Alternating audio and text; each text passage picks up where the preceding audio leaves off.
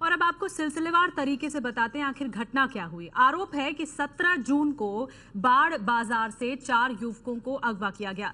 इनमें से एक की हत्या हो गई।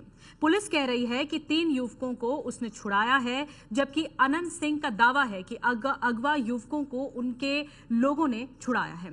जो 3 युवक छुड़ाए गए उनके परिवार वालों से बात की है प्रकाश कुमार ने। युवकों को उठाकर ले जाया गया था, जिसमें एक की मौत हो गई। दुल्लू जो बचा हुआ जिसका इलाज चल रहा है, उसकी मां हमारे साथ है। क्या हुई थी घटना, कैसे हुई थी? हम कुछ नहीं जानते हैं। ये तो मेरा लड़का पेपर दे के आया पटना से, और इतने में मेरे लड़का आ ही रहा था, तो कुछ लड़का ने मेरे पास खबर किया कि आपको लड़का के ने उठा के ले गया कुछ आदमी।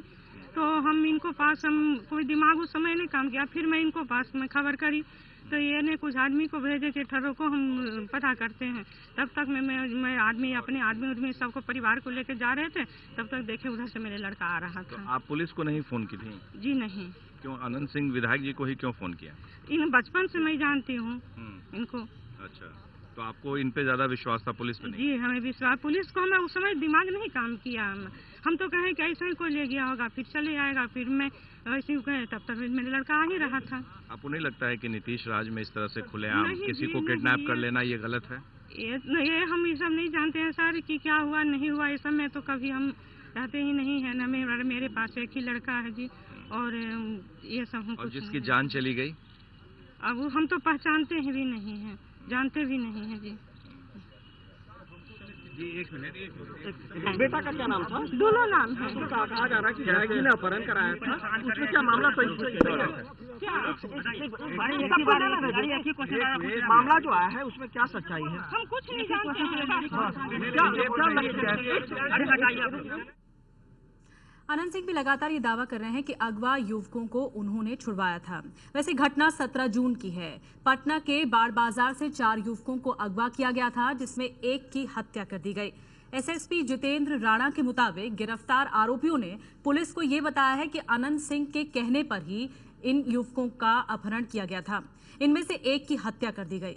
घटना के बारे में ये बताया जा रहा है कि बाड़ बाजार में कुछ युवकों ने महिला से छेड़छाड़ की थी, जिसके बाद अनंत सिंह ने अपने लोगों को भेजकर उन युवकों को अगवा करवा लिया।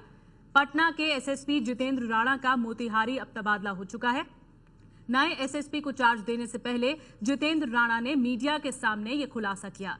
आरोप अब ये लग रहा है कि राणा का तबादला अनंत सिंह के दबाव में किया गया है, और आरोप और किसी ने नहीं, पप्पू यादव ने लगाया है कि ये सब अनंत सिंह के कहने पर हुआ है।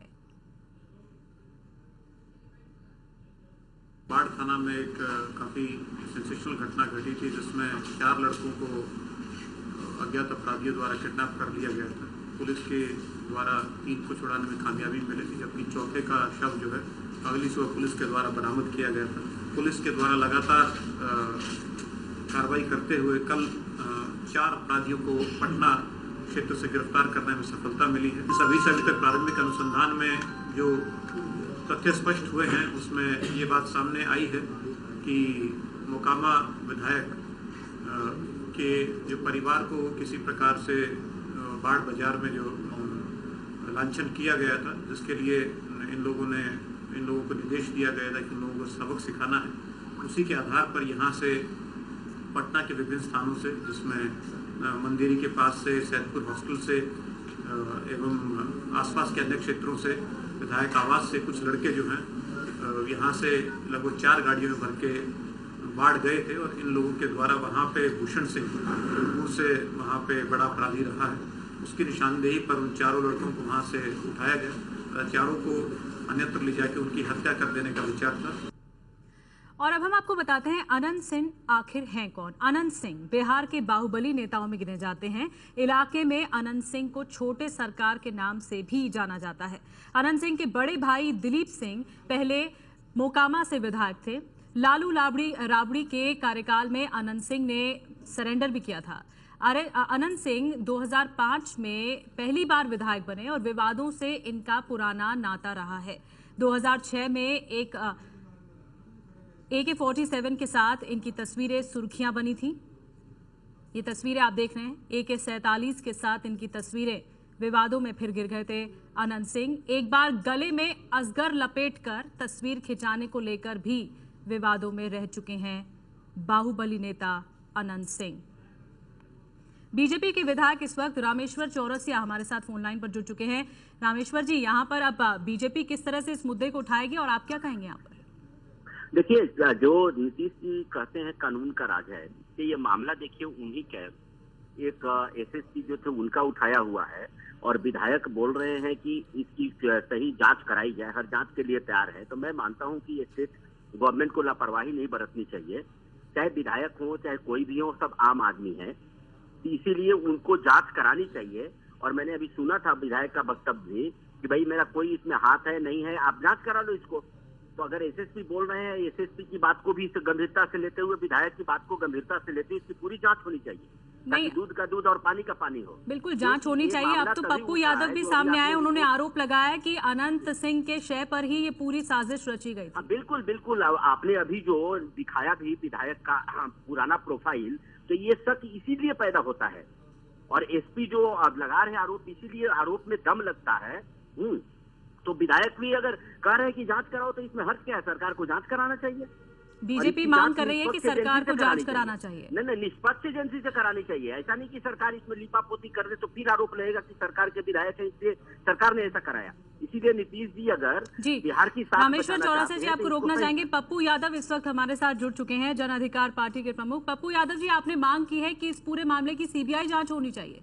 बिल्कुल, बाढ़ में जितनी भी आज तक घटना घटी है, मैं तो ब्रह्मेश्वर मुखिया की भी जो मौत हुई उसकी भी सीबीआई जांच की मांग करता हूं, और अभी तक नहीं हुआ। बाढ़ में जो घटना घटी है, जिस तरीके से आंखें निकाल ली गई, पैर में कील ठोक दिए गए, चीर करके नमक और मिर्ची उहा गया, और उसके बाद सत्ता के मग्न, ये तो नहीं, फिलहाल इस मामले की बात करते हैं जो 4 युवकों की धमकी, ये तो माझी को मारने की धमकी दिया। नहीं, फिलहाल पप्पू यादव जी इस मामले की बात करते हैं जहां 4 युवकों का अपहरण किया, और senior superintendent police Jitendra Rana भी आरोप लगा रहे हैं। उन्होंने दावा किया है कि आरोपियों ने खुद कबूला है कि ये काम अनंत सिंह ने कराया।